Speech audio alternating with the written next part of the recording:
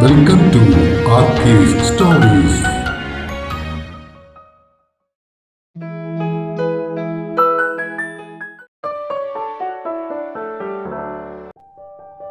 പറയാനിനിയും 70. ഉച്ചക്കത്തെ ഊണിന് അപ്പച്ചിയുടെ വക സ്പെഷ്യൽ അടപ്രഥമനും ഉണ്ടായിരുന്നു. പെൺപിള്ളേരെ രണ്ടിനെയും മാറ്റി നിർത്തിയിട്ട് അപ്പച്ചിയുടെ മേൽനോട്ടത്തിൽ സുദേവും ഹരിയും ശ്രുതിക്കുട്ടിയും ചേർന്ന് ഒരു സദ്യ തന്നെ തയ്യാറാക്കി.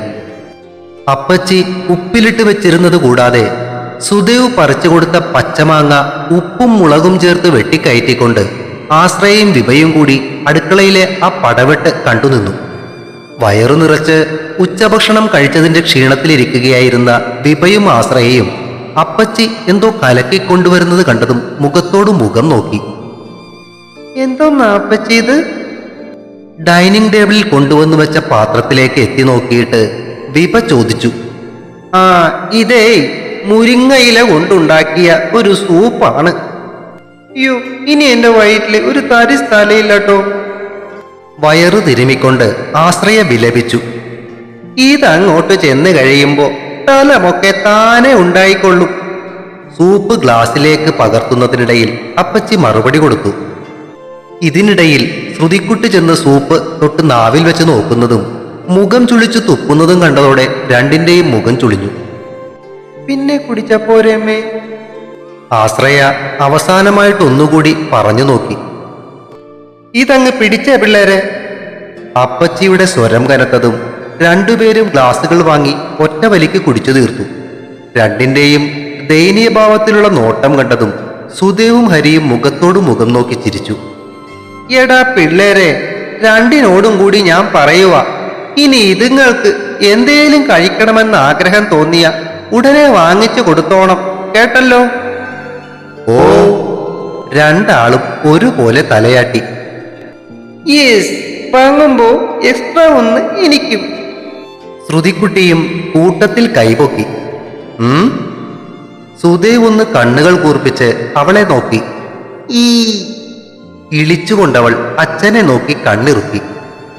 എന്നാ പിന്നെ ഇപ്പോ തന്നെ അങ്ങ് ചോദിച്ചേക്കാം, വിഭകുട്ടിക്ക് എന്തൊക്കെയാ സ്പെഷ്യലായിട്ട് കഴിക്കാൻ ഇഷ്ടം? കൂന്തൽ, താറാവ്, മട്ടൻ, പൊറോട്ട, നൂഡിൽസ്, പിന്നെ നെയ്മീൻ. ഇത് എന്തോന്നാടി കൊച്ചേ ഇത്? വല്ല മസാല ദോശയും പോരെ മോളെ? ചിരിച്ചുകൊണ്ടവൾ വിലങ്ങനെ തലയാട്ടി. എനിക്ക് നല്ല ഞണ്ട് വേണം, ആശ്രയയും കൂട്ടത്തിൽ പറഞ്ഞു. പിന്നെ കുറച്ച് ബട്ടർ സ്കോച്ച് ഐസ്ക്രീമും ശ്രുതിക്കുട്ടി കൂട്ടിച്ചേർത്തു. റാഗിയും എള്ളും ഇലവർഗങ്ങളും പാലും വെണ്ണയും ലിവറുമൊക്കെ ധാരാളം കഴിക്കേണ്ടതിന്റെ പ്രാധാന്യത്തെക്കുറിച്ച് അപ്പച്ചി സ്റ്റഡി ക്ലാസ് എടുത്തുകൊണ്ടിരുന്നപ്പോഴാണ് രമച്ചിറ്റയും ഷാജിക്കുഞ്ഞച്ചനും എത്തിയത്. അവരും കൈനിറയെ പലഹാരങ്ങളുമായിട്ടാണ് വന്നു കയറിയത്. അവർ വന്നു കയറിയ ഉടനെ കുട്ടികളെ പോലെ പലഹാരപ്പൊതികളെല്ലാം തുറന്നു നോക്കുന്ന വിഭയെ കണ്ട് സുദേവ് മൂക്കത്ത് വിരൽ വെച്ചു. ആദ്യം ഒന്നും അടിഞ്ഞു നിന്നെങ്കിലും ആശ്രയയും അവൾക്കൊപ്പം കൂടി. രമച്ചിറ്റ ശ്രുതിക്കുട്ടിയെ അടുത്തു വിളിച്ചിരുത്തി കാര്യങ്ങളൊക്കെ ചോദിക്കുന്നതിനിടയിൽ അവളുടെയും കണ്ണ് ആ പലഹാരപ്പൊതികളിലായിരുന്നു.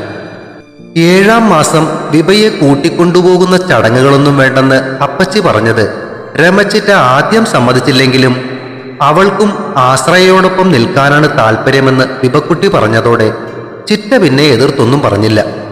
ഷാജി കുഞ്ഞച്ചൻ പഴയതുപോലെ സംസാരിക്കാതെ മാറിയിരിക്കുന്നത് ശ്രദ്ധിച്ച വിഭ രമച്ചിറ്റയോട് കാര്യമന്വേഷിച്ചു. ഓ, അതൊന്നും പറയണ്ട കുഞ്ഞോളെ. ഇന്നലെ വിളിച്ചപ്പോ അച്ഛനും മോനും കൂടി ഒന്ന് പിന്നെയും തെറ്റി. അതാ ഇങ്ങനെ കുരങ്ങ് കുത്തിയ പോലെ ഇരിക്കുന്നേ. എന്തു പറ്റി? എപ്പോ അവൻ വിളിച്ചാലും പോകാൻ വേണ്ടി എടുത്ത ലോണിന്റെ കാര്യം മാത്രമേ ഇങ്ങനെ ചോദിക്കൂ. ഇന്നലെ അത് കേട്ടപ്പോ അവൻ ആകെ ഭ്രാന്ത് കയറി. ഇനി അടക്കുന്നില്ലെന്നും പറഞ്ഞു. ഇങ്ങേർക്ക് ഇങ്ങനെ അവനെ വെറുതെ ദിവസേനയും ചൊറിയേണ്ട വല്ല കാര്യമുണ്ടോടാ? അവനതെല്ലാം കൃത്യമായിട്ട് അടക്കുന്നുണ്ട്. എന്നാലും അവന്റെ കിറിക്കിട്ട് കുത്തി കടി വാങ്ങിയില്ലേ ഇങ്ങേർക്ക് എന്തോ പോലെയാ. അന്ന് 1 മണിക്കൂറോളം അവിടെ ചിലവഴിച്ച ശേഷമാണ് കുഞ്ഞച്ചനും രമച്ചിറ്റയും പോകാനിറങ്ങിയത്. പോകാൻ നേരം സുദേവ് വാങ്ങിക്കൊണ്ടുവന്ന പലഹാരങ്ങളിൽ കുറച്ച് അപ്പച്ചി അവർക്ക് പൊതിഞ്ഞു കെട്ടിക്കൊടുത്തു. അകത്തെ മുറിയിൽ അപ്പച്ചിയുടെ ഇരുവശത്തും കിടന്ന് വിഭയും ആശ്രയയും അപ്പച്ചി പറഞ്ഞു കൊടുക്കുന്ന കാര്യങ്ങൾ ശ്രദ്ധിച്ച് കേൾക്കുകയായിരുന്നു. ശ്രുതിക്കുട്ടി അവരുടെ അടുത്തു തന്നെ ഇടയ്ക്ക് അമ്മമ്മയെ ശ്രദ്ധിച്ചും ഇടയ്ക്ക് ഫോണിൽ നോക്കിയും ഇരിക്കുന്നുണ്ട്. സുദേവും ഹരിയും കൂടി പുറത്ത് സാബുച്ചയെ പറ്റിയുള്ള ചർച്ചയിലായിരുന്നു. അങ്ങേരെ കൂടെ താമസിപ്പിക്കാതെ എത്രയും വേഗം തല്ലി ഓടിക്കുന്നതായിരിക്കും നല്ലതെന്ന് ഹരി പറഞ്ഞുകൊണ്ടിരിക്കുന്നതിനിടയിലാണ് സുദേവിന്റെ ഫോണിലേക്ക് ജ്യോതിഷിന്റെ കോൾ വന്നത്. അവർ കളമശ്ശേരിയിലുണ്ടെന്നറിഞ്ഞതും അത്യാവശ്യമായിട്ടൊരു കാര്യം സംസാരിക്കാനുണ്ടെന്നും അഹല്യയെയും കൂട്ടി അങ്ങോട്ട് വരാമെന്നും പറഞ്ഞ് ജ്യോതിഷ് കോൾ കട്ട് ചെയ്തു. ആ കാര്യം സുദേവ് പറഞ്ഞതോടെ എന്തായിരിക്കും ജ്യോതിഷ് സാറിന് പറയാനുള്ള കാര്യം എന്നാലോചിച്ച് വിഭയ്ക്കും ചെറിയൊരു ടെൻഷനായി. അരമണിക്കൂറിനുള്ളിൽ ജ്യോതിഷിന്റെ കാർ അപ്പച്ചിയുടെ വീട്ടിലേക്കെത്തി. അകത്തേക്ക് കയറി അവരെ സ്വീകരിക്കാൻ എല്ലാവരും ഉണ്ടായിരുന്നു. അഹല്യ അപ്പച്ചിയുടെ അടുത്തേക്ക് നീങ്ങിയപ്പോൾ ജ്യോതിഷ് സുദേവിനും ഹരിക്കുമൊപ്പം ഹാളിലെ സെറ്റിയിലേക്കിരുന്നു. ഇരുന്ന ഉടനെ തന്നെ സുദേവ് ചോദിച്ചു, എന്താടാ സംസാരിക്കാനുണ്ടെന്ന് പറഞ്ഞത്? നേരിട്ട് തന്നെ പറയാമെന്ന് വിചാരിച്ച ഞങ്ങൾ വന്നത്. ഇവിടെ ഇപ്പോ എല്ലാവരും ഉണ്ടല്ലോ. ജ്യോതിഷ് മുഖവുരയോടെ പറയാൻ തുടങ്ങി. ആ നീ ചുമ്മാ ടെൻഷൻ അടിപ്പിക്കാതെ കാര്യം പറയടാ. സുദേവിന്റെ മുഖത്തെ ജിജ്ഞാസ കണ്ട ജ്യോതിഷ് അവനെ നോക്കി ചിരിച്ചു. നീ എന്തിനാടാ ഇങ്ങനെ ടെൻഷൻ അടിക്കുന്നത്? നല്ലൊരു കാര്യം പറയാനാ ഞങ്ങൾ വന്നത്. ആണോ? എന്നാ പറയേ. ഞാനൊരിക്കൽ നിന്നോട് സൂചിപ്പിച്ചതാണ് ഈ ഒരു കാര്യം. നമ്മൾ UK-യിൽ ജോയിന്റ് വെഞ്ചറായിട്ടൊരു ബ്രാഞ്ച് തുടങ്ങാൻ പോകുന്ന കാര്യം നിനക്കറിയല്ലോ. യെസ്, അറിയാം. അത് ഏറെക്കുറെ ത്രൂ ആയിട്ടുണ്ട്. അടുത്ത ഓഗസ്റ്റിൽ ഓപ്പൺ ആക്കാനാണ് പ്ലാൻ. ആഹാ, അതൊരു നല്ല കാര്യമാണല്ലോ. അതെ, ആ ബ്രാഞ്ച് മാനേജ് ചെയ്യുന്നത് അവരും അതിന്റെ അഡ്മിനിസ്ട്രേഷൻ നോക്കുന്നത് നമ്മളുമായിരിക്കും. വിഭാവരി ഇപ്പോൾ ഇൻഡിപെൻഡന്റ് ആയിട്ട് അഡ്മിനിസ്ട്രേഷൻ നോക്കാൻ ഏബിളാണ്. അപ്പോൾ ഞങ്ങൾക്കൊരു ആലോചന, UK-യിലെ അഡ്മിനിസ്ട്രേഷന്റെ ചാർജ് വിഭാവരിയെ ഏൽപ്പിച്ചാലോ എന്ന്. ജ്യോതിഷ് പറഞ്ഞു നിർത്തിയിട്ട് അഭിപ്രായമറിയാൻ സുദേവിന്റെയും വിഭയുടെയും മുഖത്തേക്ക് നോക്കി. കൂട്ടത്തിൽ ആദ്യം പ്രതികരിച്ചത് ശ്രീഹരി ആയിരുന്നു. അടിപൊളി, നല്ല കാര്യങ്ങളെല്ലാം ഇന്ന് കൂട്ടത്തോടെയാണല്ലോ വരുന്നത്. ഹരി പറഞ്ഞത് മനസ്സിലാകാതെ ജ്യോതിഷ് അവനെയും സുദേവിനെയും നോക്കി ചോദിച്ചു, വേറെ എന്താ നല്ല കാര്യം? മോളെ, നമ്മുടെ വിഭയും ആശ്രയയും പ്രഗ്നന്റാ. അടുത്തിരിക്കുകയായിരുന്ന അഹല്യയോടായിട്ടാണ് അപ്പച്ചി അത് പറഞ്ഞത്. Really? That's A great news. Congrats. Jyothish അവരെ അഭിനന്ദിച്ചു. നിങ്ങൾ ഈ പറഞ്ഞ സമയത്തായിരിക്കും രണ്ടുപേരുടെയും പ്രസവം. അത് കഴിഞ്ഞാലും കൊച്ചിനൊരു വയസ്സെങ്കിലും ആകാതെ എങ്ങനെയാ ഇവിടെ നിന്നൊക്കെ പോവുക? അപ്പച്ചിയുടെ ആശങ്ക മനസ്സിലാക്കിയതുപോലെ ജ്യോതിഷ് തിരിയോടെ തലകുലുക്കി. അത് നമുക്ക് നോക്കാം അപ്പച്ചി. അപ്പച്ചിയോട് പറഞ്ഞിട്ട് അവൻ ജ്യോതിഷിന് നേർക്ക് തിരിഞ്ഞു. നിനക്കും വിഭയ്ക്കും താല്പര്യമുണ്ടെങ്കിൽ നിങ്ങളൊന്ന് ആലോചിച്ചിട്ട് പറയും. ഓക്കെ ആണെങ്കിൽ നിങ്ങൾക്ക് പോകാൻ പറ്റുന്ന സമയം വരെ തൽക്കാലം നമുക്ക് വേറെ എന്തെങ്കിലും അറേഞ്ച്മെന്റ്സ് ചെയ്യാം. വിഭയെ ഒന്ന് നോക്കിയിട്ട് സുദേവ് പറഞ്ഞു, ഓക്കേടാ, ഞങ്ങൾ എന്തായാലും ഒന്ന് ആലോചിച്ചിട്ട് പറയാം. അല്പനേരം കൂടി സംസാരിച്ചിരുന്നതിന് ശേഷം അപ്പച്ചി ഉണ്ടാക്കിയ പായസവും കഴിച്ച് ജ്യോതിഷും അഹല്യയും യാത്ര പറഞ്ഞിറങ്ങി. അവർ പോയ ഉടനെ ശ്രുതിക്കുട്ടി അച്ഛന്റെ കയ്യിൽ തൂങ്ങി. അച്ഛേ, അപ്പൊ വാവ് ഉണ്ടായി കഴിഞ്ഞ് നമ്മ UK-യിലേക്ക് പോവോ? അവളുടെ മുടിയിൽ ഒന്ന് ചിക്കിക്കൊണ്ട് സുദേവ് പറഞ്ഞു, അതിന് സമയമുണ്ടല്ലോ, നമുക്ക് നോക്കാടാ. നമുക്ക് പോവണ്ടച്ചേ, ഇവിടെ താമസിച്ചാ മതി. ചിണുങ്ങിക്കൊണ്ട് അവൾ പറഞ്ഞത് കേട്ട് അപ്പച്ചിയുടെ മുഖത്തും സന്തോഷം നിറഞ്ഞു. ശരി, നമുക്ക് നോക്കാം. ഇനി അതിന്റെ പേരിൽ നീ മുഖം വീർപ്പിക്കണ്ട. അച്ഛൻ പറഞ്ഞത് കേട്ടപ്പോൾ അവൾക്ക് ചെറിയൊരു സന്തോഷമായി. എനിക്കും നിങ്ങൾ എല്ലാവരും കൂടി ഇവിടെ അടുത്ത് തന്നെ താമസിക്കുന്നതാ ഇഷ്ടം. ശബരിയും പിള്ളേരും വന്നിട്ട് തിരികെ പോകുമ്പോ എന്ത് വിഷമമാണെന്നോ. പുറത്തൊന്നും പോയി കാശുണ്ടാക്കേണ്ട ആവശ്യം തൽക്കാലം നമുക്കില്ലല്ലോ. എന്തായാലും നിങ്ങൾ ആലോചിച്ച് ഏനം പോലെ ചെയ്. കൂടുതലൊന്നും സംസാരിക്കാൻ നിൽക്കാതെ അപ്പച്ചി അടുക്കളയിലേക്ക് നടന്നു. വൈകുന്നേരം ചായ കുടിച്ചു കഴിഞ്ഞപ്പോൾ സുദേവും വിഭയും ശ്രുതിക്കുട്ടിയും പോകാനായി തയ്യാറെടുത്തു. അടുത്ത ഞായറാഴ്ച തൊട്ട് ഇവിടെ വന്ന് നിൽക്കാമെന്നും പറഞ്ഞുകൊണ്ടാണ് അവർ ഇറങ്ങിയത്. അതിനിടയിൽ കളമശ്ശേരിയിൽ നിന്നും പോകുന്ന ബാവൻസിന്റെ വണ്ടി ശ്രുതിക്കുട്ടിക്ക് വേണ്ടി അറേഞ്ച് ചെയ്യുന്ന കാര്യം കൂടി സുദേവ് ഹരിയെ ഏൽപ്പിച്ചു. തിരികെ എത്തിയപ്പോൾ ഫ്ളാറ്റിലെ സെക്യൂരിറ്റി ക്യാബിന് മുന്നിൽ കുറച്ചുപേർ കൂടി നിൽക്കുന്നത് കണ്ടുകൊണ്ടാണ് സുദേവ് ഫ്ളാറ്റിലേക്ക് വണ്ടി ഓടിച്ചു കയറ്റിയത്. എല്ലാവരുടെയും നടുക്ക് നിൽക്കുന്ന സാബുച്ചയെയും ഫ്ളാറ്റിന്റെ അസോസിയേഷൻ സെക്രട്ടറിയെയും കണ്ടതോടെ സംഗതി എന്തോ പ്രശ്നമാണെന്ന് സുദേവിന് മനസ്സിലായി. ശ്രുതിക്കുട്ടിയെ മുകളിലേക്ക് പറഞ്ഞയച്ചിട്ട് അവൻ അവരുടെ അടുത്തേക്ക് നടന്നു. അവന്റെ കൂടെ വിഭയും അങ്ങോട്ട് ചെന്നു. അവരെ കണ്ടതും ഭോജരാജ് പറഞ്ഞു, ചേട്ടാ, അച്ഛൻ പിന്നെ പ്രശ്നമുണ്ടാക്കി. അത് കേട്ടതും വിഭ കണ്ണുകൾ ചുരുക്കി സുദേവിനെ ഒന്ന് നോക്കി. അത് ശ്രദ്ധിക്കാത്ത മട്ടിൽ അവൻ ഭോജരാജിന് നേർക്ക് തിരിഞ്ഞു. എന്താ ഉണ്ടായത്? ഞാൻ പറയാം സുദേവേ. ഫ്ളാറ്റിന്റെ അസോസിയേഷൻ സെക്രട്ടറി യോഹന്നാൻ ചേട്ടൻ ഇടയ്ക്ക് കയറി. ഇങ്ങനെ ഇനി ഇവിടെ താമസിപ്പിക്കാൻ പറ്റില്ല. ദേ കണ്ടില്ലേ, കുപ്പി വാങ്ങിക്കൊടുത്തില്ലെന്നും പറഞ്ഞ് ഇയാൾ ആ ഭോജരാജിനെ പിടിച്ച് തല്ലി. സുദേവിന്റെ ഫാദറിൻലോ ആയതുകൊണ്ടാ ഞങ്ങൾ ക്ഷമിച്ചത്. ഇല്ലേ പിടിച്ച് പോലീസിൽ ഏൽപ്പിച്ചേനെ. സുദേവ് സാബുച്ചയെ നോക്കി. കാറ്റ് വീഴ്ചയുള്ള തെങ്ങിനെ പോലെ കയ്യും കെട്ടി തെക്കോട്ടും നോക്കി നിൽപ്പാണ് ആള്. അച്ഛാ, ഒന്ന് വന്നേ. സുദേവ് അടുത്തേക്ക് ചെന്ന് വിളിച്ചതും അങ്ങേര് ഒരൊറ്റ ചീറ്റൽ. ഞാൻ എങ്ങോട്ടുമില്ല, ഇപ്പൊ ഇറങ്ങും ഞാനിവിടുന്ന്. എനിക്ക് എന്റെ ആ പഴയ വീട്ടിൽ തന്നെ താമസിച്ചാ മതി. അത് കേട്ടതും ദീപ പറഞ്ഞു, വളരെ നല്ലത്. നീ എന്താ എന്നെ കളിയാക്കുവാണോ? അത്രയും ആളുകൾ നിൽക്കുന്നത് ശ്രദ്ധിക്കാതെ പുള്ളി അവളോട് ചൂടായി. അതിനു മറുപടിയൊന്നും പറയാതെ സുദേവിനെ ഒന്ന് തറപ്പിച്ച് നോക്കിയിട്ട് വിഭ മുകളിലേക്ക് കയറിപ്പോയി. അല്പം ബലം പ്രയോഗിച്ചു തന്നെ സുദേവ് സാബുച്ചയെ വലിച്ച് മുകളിലേക്ക് കൊണ്ടുവന്നു. പുള്ളിക്ക് വേണ്ടി അവർ വാടകയ്ക്കെടുത്തിരുന്ന ഫ്ളാറ്റിന് മുന്നിൽ വിഭ അവരെയും പ്രതീക്ഷിച്ച് നിൽപ്പുണ്ടായിരുന്നു. സുദേവ് വാതിൽ തുറന്ന് സാബുച്ചയെയും കൊണ്ട് അകത്തേക്ക് കയറിയപ്പോൾ വിഭയും കൂടെ ചെന്നു. അച്ഛൻ പഴയ വീട്ടിലേക്ക് പോകുന്നു തന്നെയാ നല്ലത്. അടുത്ത ആഴ്ച തൊട്ട് ഞങ്ങളിവിടെ ഉണ്ടാകില്ല.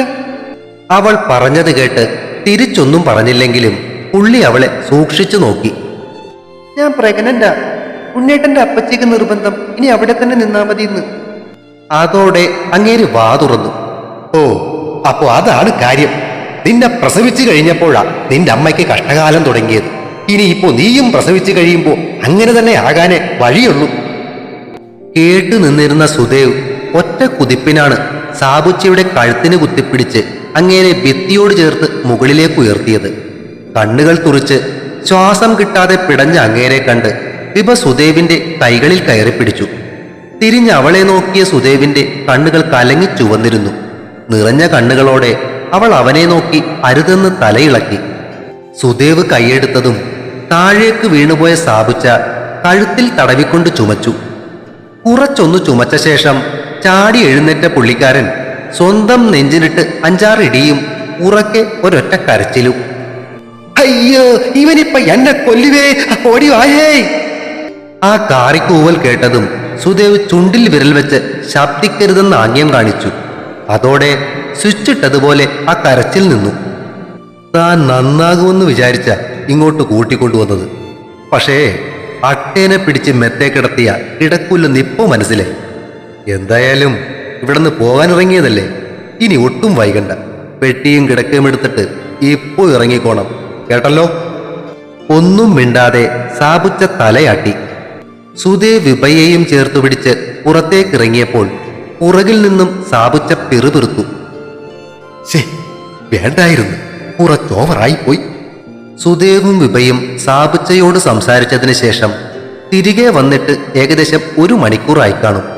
രാത്രിയത്തേക്കുള്ള ഭക്ഷണം കൂടി അപ്പച്ചി കൊടുത്തുവിട്ടിരുന്നതിനാൽ പ്രത്യേകിച്ച് പണിയൊന്നുമില്ലാതെ മൂന്നും കൂടി ടിവിയുടെ മുന്നിലിരുന്ന് പുതിയൊരു സിനിമ കാണുകയായിരുന്നു. ആ സമയത്താണ് മുന്നിലെ വാതിലിൽ ആരോ തട്ടുന്ന പോലൊരു ശബ്ദം ശ്രുതിക്കുട്ടി ശ്രദ്ധിച്ചത്. അച്ഛി, ഡോറിലാരോ തട്ടുന്നുണ്ടല്ലോ.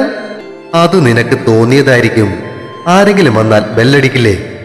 വീണ്ടും അതേ ശബ്ദം. ശ്രുതിക്കുട്ടി ടിവിയുടെ വോളിയം കുറച്ചു. ശരിയാണ്, ആരോ വാതിലിൽ തട്ടുന്നുണ്ട്. സുദേവ് എഴുന്നേറ്റ് ചെന്ന് വാതിൽ തുറന്നു. വാതിലിന് പുറത്തു നിന്നിരുന്ന സാബുച്ചയെ കണ്ടതും സുദേവിന്റെ നെറ്റിയിൽ ചുളിവുകൾ വീണു. സുദേവിനെ കണ്ട് പുള്ളി അവന് നേരെ പുറം തിരിഞ്ഞ് പുറത്തേക്കും നോക്കിക്കൊണ്ട് വാതിൽപ്പടിയിലേക്ക് ചാരി. എന്താ പോയില്ലേ ഇതുവരെ? സുദേവിന്റെ ചോദ്യത്തിൽ യാതൊരു മയവും ഉണ്ടായിരുന്നില്ല. ചോദ്യം കേട്ട് മുഖം തിരിച്ച് സുദേവിനെ ഒന്ന് നോക്കിയിട്ട് വീണ്ടും പുറത്തേക്ക് നോക്കിക്കൊണ്ട് പുള്ളി പറഞ്ഞു, നിങ്ങൾ എന്നോട് ക്ഷമിക്കണം. സത്യമായിട്ടും ഇനി ഞാൻ ഒരു പ്രശ്നം ഉണ്ടാക്കത്തില്ല. സാബുച്ചയെ കണ്ട് എഴുന്നേറ്റ് വന്ന വിഭയും അത് കേട്ടു. എടുത്ത വായ്ക്ക് അവൾ ചോദിച്ചു, എന്ത് പറ്റി? അനിയനെ വിളിച്ചപ്പോ അവർക്കിനി നോക്കാൻ പറ്റില്ലെന്ന് പറഞ്ഞായിരിക്കും അല്ലേ? സാബുച്ച അവർക്ക് നേരെ നോക്കാതെ തല കുലുക്കി. നന്നായി. അപ്പോ ഇനി എന്തു ചെയ്യാനാ പ്ലാൻ? സുദേവ് ചോദിച്ചു. എന്നെ ഇറക്കി വിടരുത്. പോകാനൊരിടവുമില്ല. ഇനി ഒരു പ്രശ്നവും ഉണ്ടാകത്തില്ല. ചത്തുപോയ എന്റെ അമ്മയാണ് സത്യം. പ്രശ്നം ഉണ്ടാക്കിയാലോ? ഉണ്ടാക്കിയ അപ്പൊ നിങ്ങൾ എന്താന്ന് വെച്ചാ ചെയ്തോ. എന്തായാലും ഞാൻ ആ ഭോജരാജിനെയും സെക്രട്ടറിയെയും ഒന്ന് വിളിക്കട്ടെ. അവർ തീരുമാനിക്കട്ടെ എന്ത് വേണമെന്ന്. സാബുച്ച തല കുലുക്കി. ദീപയെ നോക്കി ഒന്ന് കണ്ണിറുക്കിയിട്ട് സുദേവ് ഫോൺ എടുത്ത് രണ്ടുപേരെയും വിളിച്ചു. അല്പസമയത്തിനുള്ളിൽ തന്നെ ഭോജരാജ് സുദേവിന്റെ ഫ്ലാറ്റിന് മുന്നിലേക്കെത്തി. ഭോജേ, ഇങ്ങേര് ഇനി പ്രശ്നമൊന്നും ഉണ്ടാക്കില്ലെന്നാ പറയുന്നത്. ഇനി അഥവാ എന്തെങ്കിലും കന്നന്തിരിവ് കാണിച്ച ഒന്നും നോക്കണ്ട, ഒന്നങ്ങ് പൊട്ടിച്ചോ. ഭോജരാജ് അത് കേട്ട് സന്തോഷത്തോടെ തലകുലുക്കി. സേട്ടാ, എന്നാ ഇപ്പോ തന്നെ ഒന്ന് പൊട്ടിച്ചാലോ? അവൻ കൈകൾ കൂട്ടിത്തിരുമി അങ്ങേരുടെ കരണത്ത് ഉന്നം നോക്കി. അത് കണ്ട സാബുച്ച ഭയത്തോടെ ഒരു ചുവട് പിന്നോട്ടു മാറി. അപ്പോഴാണ് സെക്രട്ടറി യോഹന്നാൻ ചേട്ടൻ അങ്ങോട്ട് കയറി വന്നത്. സുദേവ് അങ്ങേരെ മാറ്റി നിർത്തി എന്തൊക്കെയോ സംസാരിച്ചു. അപ്പോ യോഹന്നാൻ ചേട്ടാ, പറഞ്ഞതുപോലെ ഇങ്ങേരിനി എന്തെങ്കിലും പ്രശ്നമുണ്ടാക്കിയ അപ്പോ തന്നെ പോലീസിനെ വിളിച്ചങ്ങ് ഏൽപ്പിച്ചേക്ക്. യോഹന്നാൻ ചേട്ടൻ സാബുച്ചയുടെ മുന്നിൽ വന്നു നിന്ന് അങ്ങേരെ അടിമുടി ഒന്ന് നോക്കി. ഡോ, തല താഴ്ത്തു നിന്ന അങ്ങേരുടെ കിറുക്കിട്ട് യോഹന്നാൻ ചേട്ടൻ ഒന്ന് തോണ്ടി. ഇനി മേല ഇവിടെ കിടന്ന് പോക്കറി തരം വല്ലതും കാണിച്ച തന്റെ കാലേ വാരി ഞാൻ നിലത്തടിക്കും. എന്നിട്ട് പോലീസിൽ ഏൽപ്പിക്കൂ, കേട്ടല്ലോ? ഓ, അതിനും സമ്മതമെന്ന പോലെ സാബുച്ച തലയിളക്കി. യോഹന്നാൻ ചേട്ടനും ഭോജരാജും താഴേക്ക് പോയതോടെ സാബുച്ച സുദേവിന് നേർക്ക് തിരിഞ്ഞു. ഞാനെന്നാ താഴോട്ട് പോയിക്കോട്ടെ. അച്ഛനപ്പോ ആ 50 ഇഞ്ചിന്റെ ടിവിയും മറ്റേ സൗണ്ട് ബാറും ഒക്കെ വേണ്ടേ? ഏയ് വേണ്ട വേണ്ട. പുള്ളി അവരിരുവരെയും നോക്കി ചുമലുകൾ പൊക്കി. മറ്റേ ഫ്രിഡ്ജ് ഒന്നും വേണ്ട. ഇടയ്ക്ക് എന്തെങ്കിലും തിന്നാൻ മാത്രം തന്നാ മതി. അതിന് പക്ഷേ ഞങ്ങളിവിടെ ഉണ്ടാകില്ലല്ലോ. എന്തു ചെയ്യും? സുദേവ് ആലോചിക്കും പോലെ വിഭയെ നോക്കി. അതും വേണ്ട.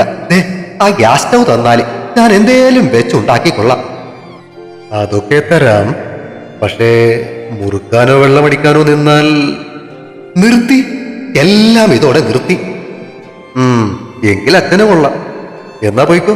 ഞാനേ ഒന്നുകൂടി ഒന്ന് ആലോചിക്കട്ടെ. ഓ മതി മോനെ. സാബുച്ച വിഭയെ ഒന്നുകൂടി നോക്കിയിട്ട് താഴേക്ക് നടന്നു. വിഭക്കുട്ടി, അച്ഛൻ ഇതോടെ നന്നാകൂടാ? നടന്നു പോകുന്ന സാബുച്ചയെ നോക്കി സുദേവ് ചോദിച്ചു. സംശയമാ, എന്നാലും നോക്കാം. ഇളയച്ചൻ ഇനി നോക്കൂല്ല എന്ന് പറഞ്ഞപ്പോ അവളൊന്ന് പേടിച്ച മട്ടുണ്ട്. എന്തായാലും ഞാൻ അങ്ങേരോട് ഒരു വട്ടം കൂടി ഒന്ന് ക്ഷമിക്കുകയാണ്. ഒന്നുമില്ലെങ്കിലും പുള്ളി കാരണമല്ലേ എനിക്ക് കുഞ്ഞു കുറുമ്പിനെ കിട്ടിയത്. അവളെ ചേർത്ത് പിടിച്ചുകൊണ്ട് അവൻ പറഞ്ഞു. അന്ന് രാത്രി വാഷ്റൂമിൽ നിന്നും വിഭ ഇറങ്ങി വരുമ്പോൾ സുദേവ് അവളെയും നോക്കി കിടക്കുകയായിരുന്നു. കണ്ണാടിക്ക് മുന്നിൽ നിന്നവൾ മുടി അഴിച്ചു കെട്ടുമ്പോൾ എഴുന്നേറ്റ് ചെന്ന സുദേവ് പുറകിൽ നിന്നും അവളെ വട്ടം പുണർന്ന് പിൻകഴുത്തിൽ മെല്ലെ ഒന്ന് കടിച്ച ശേഷം ഉമ്മ വെച്ചു. എന്ത് പറ്റി? എന്റെ ചക്കരക്കുട്ടിയുടെ മുഖത്തൊരു കുറുമ്പ്. എന്ത്? എനിക്കൊന്നുമില്ല. അവളുടെ മുഖത്തെ പരിഭവം ഒന്നുകൂടി വീർത്തു. ആണോ? എവിടെ നോക്കട്ടെ. അല്പം ബലം കൊടുത്തു നിന്നവളെ അതിലേറെ ബലം കൊടുത്ത് അവൻ തനിക്ക് നേരെ തിരിച്ചു. ചൂണ്ടുവിരൽ കൊണ്ട് അവളുടെ കവളിൽ കുത്തിയിട്ട് അവൻ ചോദിച്ചു, പറയ്, എന്തിനാ ഈ കവളത്ത് കടന്നിൽ കുത്തിയേ? അതിനു മറുപടി പറയാതെ അവന്റെ നെഞ്ചിൽ ചിത്രം വരച്ചുകൊണ്ട് നിന്നവളുടെ നെറ്റിയിലേക്ക് തന്റെ നെറ്റി മുട്ടിച്ചിട്ട് അവൻ കണ്ണുകളോട് ചേർത്ത് വെച്ച് മിഴികൾ വേഗത്തിൽ അടക്കുകയും തുറക്കുകയും ചെയ്തു. കൺപീലികൾ തമ്മിൽ പരസ്പരം തഴുകി ഇക്കിളി കൂട്ടിയപ്പോൾ അവന്റെ നെഞ്ചിലേക്ക് വീണ് അവൾ മണി കിലുങ്ങും പോലെ ചിരിച്ചു. ഇനി പറയ്, എന്താ കാര്യം? അത് പിന്നെ അവൾ വീണ്ടും ചിത്രരചന തുടർന്നു. പിന്നെ എന്നെ എടുത്ത് പൊക്കി വട്ടൊന്നും കറക്കിയില്ലല്ലോ. പറഞ്ഞതിനൊപ്പം അവന്റെ നെഞ്ചിലൊരു കടിയും കൊടുത്തവൾ. ഔ ഓ, എടുത്തു പൊക്കിയില്ലെന്നു. വേദനയോടൊന്ന് ചാടിയിട്ട് അവൻ ചോദിച്ചു. ഈ കഥകളിലും സിനിമകളിലൊക്കെ കണ്ടിട്ടില്ലേ, ഭാര്യ ഗർഭിണിയാന്ന് പറയുമ്പോ ഭർത്താവ് എടുത്തു പൊക്കി ഇങ്ങനെ വട്ടം കറക്കുന്ന? അച്ചോടാ, അതാണോ എന്റെ കൊച്ചിന്റെ പ്രശ്നം? അവന്റെ നെഞ്ചിൽ മുഖമിട്ടുരുട്ടിക്കൊണ്ട് അവൾ മറുപടി കൊടുത്തു. വാ. പറയലും അവളെ അവൻ ഇരു കൈകൾ കൊണ്ടും കോരിയെടുത്ത് വട്ടം കറങ്ങി. അവന്റെ കൈകളിൽ കിടന്നവൾ കുടുകുടെ ചിരിച്ചുകൊണ്ട് അവന്റെ കഴുത്തിൽ കൈകൾ കോർത്തുപിടിച്ചു. 2-3 പ്രാവശ്യം അവളെയും കൊണ്ട് വട്ടം കറങ്ങിയ ശേഷം അവൻ അവളുടെ ചുണ്ടുകളിലേക്ക് മുഖം താഴ്ത്തി. തുടരും.